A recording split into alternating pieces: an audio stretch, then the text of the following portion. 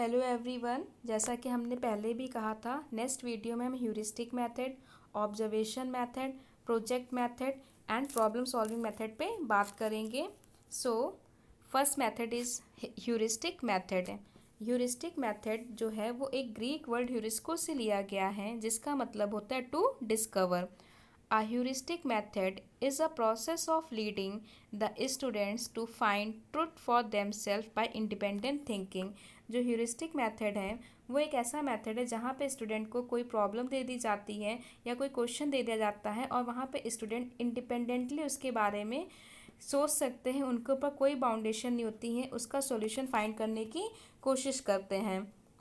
This method demands that students should be allowed to think, discuss and suggest modification for further experiment।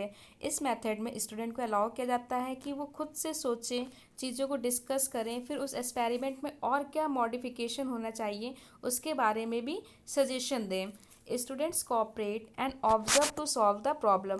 यहाँ पे student एक दूसरे को cooperate करते हैं और प्रॉब्लम को ऑब्जर्व करते हैं कि उसका सोल्यूशन क्या होना चाहिए।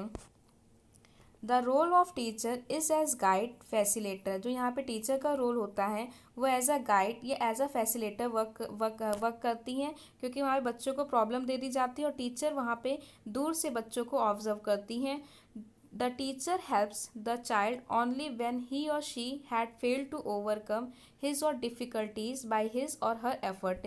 टीचर तभी बच्चे की मदद करती है जब बच्चे अपने प्रॉब्लम को वहाँ पे ओवरकम नहीं कर पा रहे होते हैं या उसका कोई सोल्यूशन फाइंड नहीं कर पाते, तो वहाँ पे टीचर बच्चों की वहाँ पे हेल्प करती हैं। अब इसके एडवांटेज क्या हैं?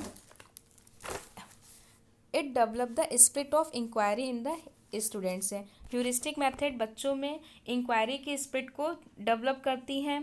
The student becomes an active participant in the learning process, क्योंकि यहाँ बच्चे खुद प्रॉब्लम का सोल्यूशन फाइंड कर रहे होते हैं, तो जो यहाँ पे स्टूडेंट्स होते हैं वो एक एक्टिव पार्टिसिपेंट की तरह होते हैं।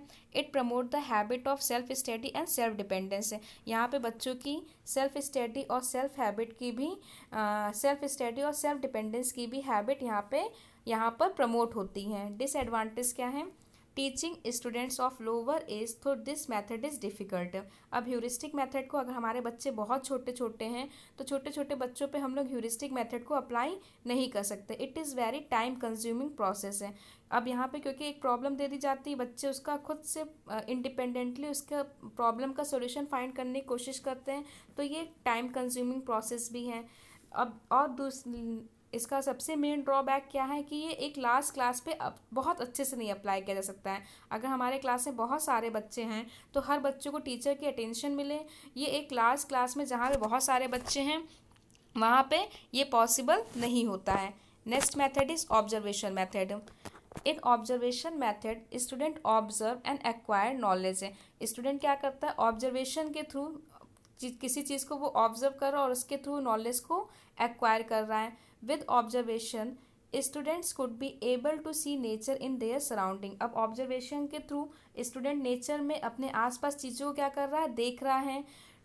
Consideration involve looking and listening very carefully. यहाँ पे जो बच्चों की देखने की क्षमता होती है, सुनने की क्षमता होती है, ये बहुत अच्छे से होनी चाहिए। ऑब्जर्वेशन मेथड में बहुत ज़रूरी कि बच्चा अगर चीज़ों को देख रहा है तो बहुत ध्यान से उसको, बहुत बारीकी से चीज़ों को वो ऑब्जर्व करे और बहुत ध्यान से उसके सुनने की भी क्षमता होनी चाहिए, वो बहुत अच्छी होनी चाहिए।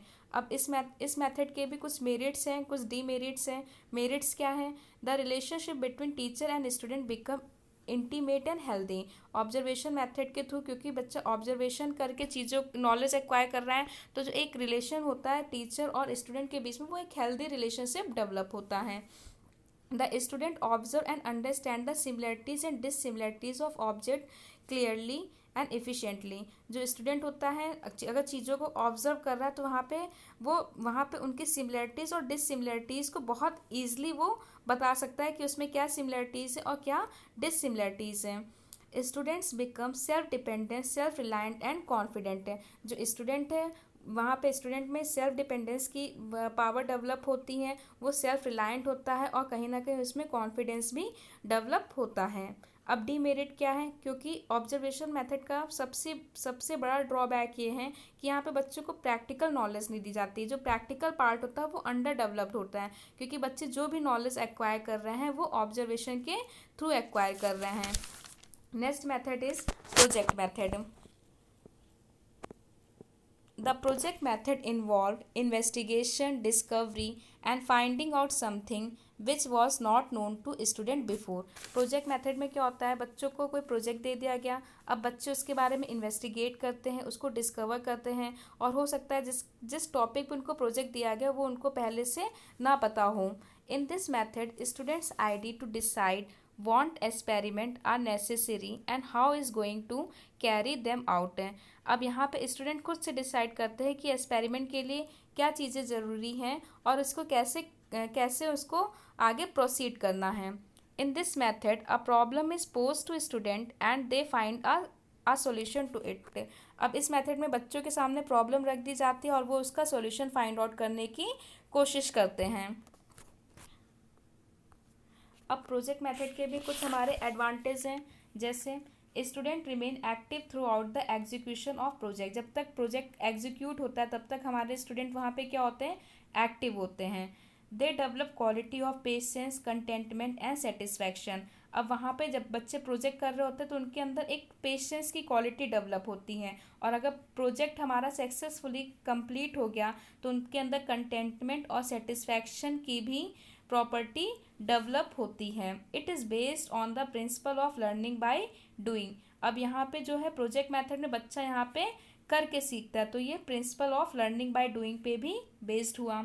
दे will be able to create a relationship between the various subject. अब अगर मान लीजिए किसी बच्चों को एक प्रोजेक्ट दे दिया गया और वो टॉपिक कई सब्जेक्ट से रिलेट कर रहा है, तो वो बच्चा वहाँ पे सब्जेक्ट के बीच में क्या रिलेशनशिप है, किन्हीं दो सब्जेक्ट के बीच में, दो से ज़्यादा सब्जेक्ट के बीच में क्या रिलेशनशिप है, इस चीज़ की भी क्वालिटी उसमें, इस चीज़ की भी समझ उसमें क्या होती हैं, डेवलप्ड होती हैं। डीमेरिट्स क्या होंगी इसके, ये टाइम कंज्यूमिंग प्रोसेस है, क्योंकि हो सकता है कि यहाँ पे बहुत एक प्रोजेक्ट को कंप्लीट करने में अच्छा खासा टाइम लग जाए।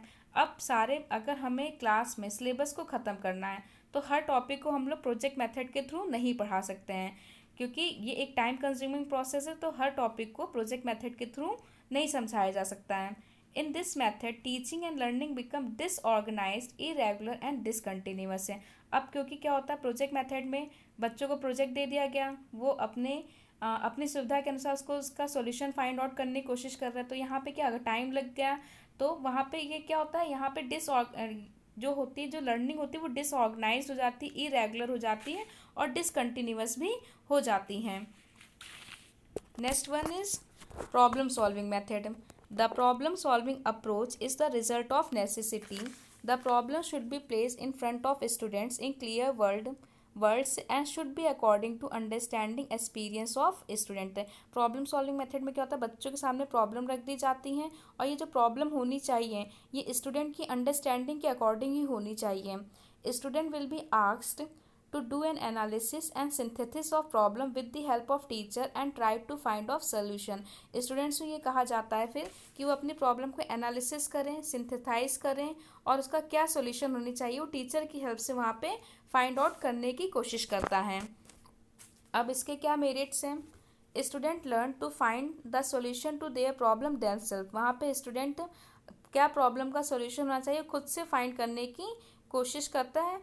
They develop the power of observation and argumentation. उनके अंदर एक ऑब्जर्वेशन की पावर डेवलप होती है और एक आर्ग्यूमेंटेशन की भी उनके अंदर पावर आती है, कैपेसिटी आती है। क्यों, जैसे हमने बच्चों को कोई प्रॉब्लम दे दी, हो सकता है कि उसके दिमाग में कोई और सोल्यूशन चल रहा हो, तो वहाँ पे बच्चा क्या करेगा, आर्ग्यूमेंट करेगा।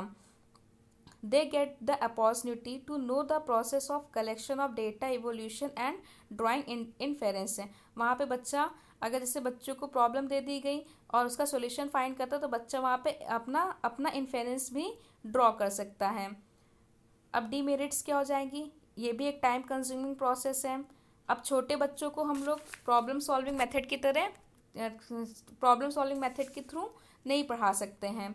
This method is ideal for highly talented students and teachers हैं। अब जो बच्चे बहुत ही ज़्यादा टैलेंटेड है और जो टीचर बहुत ही ज़्यादा टैलेंटेड है, ये मेथड उनके लिए बहुत सूटेबल होता है। Thank you everyone.